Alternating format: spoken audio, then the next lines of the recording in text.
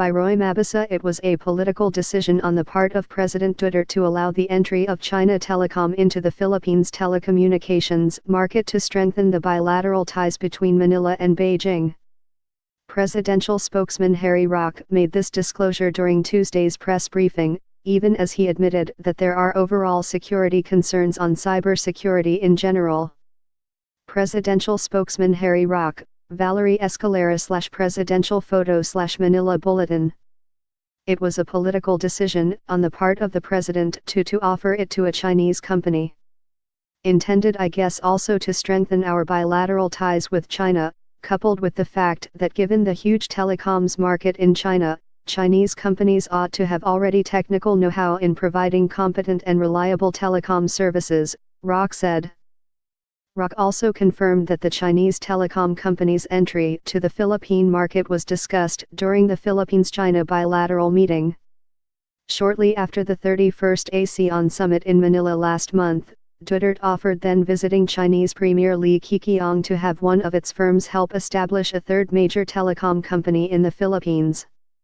And the eventual player that was chosen by China, China Telecom, without doubt is one of the biggest in the world. And of course, we want to avail of the fact that we're very proximate to China, the palace official said.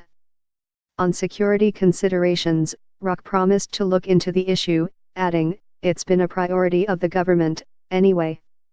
Even the entry of the giant Chinese telecom as third-party operator, said Roque, is already fraught with challenges. He noted that to date, that Philippines is still in the process of hearing a case involving the frequencies that was awarded. Roque was apparently referring to the Australian telecom Telstra, who eventually pulled out from the partnership negotiations with Philippine companies. He said the buyers of that frequency are still challenging before the Supreme Court whether or not the Competition Commission can even look into the merger.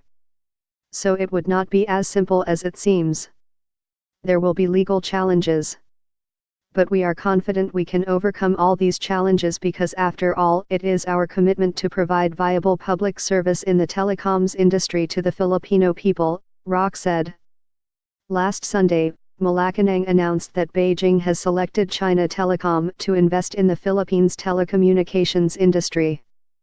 China Telecom is the second largest telecommunications company in China with around 215 million mobile subscribers and 123 million wireline broadband subscribers.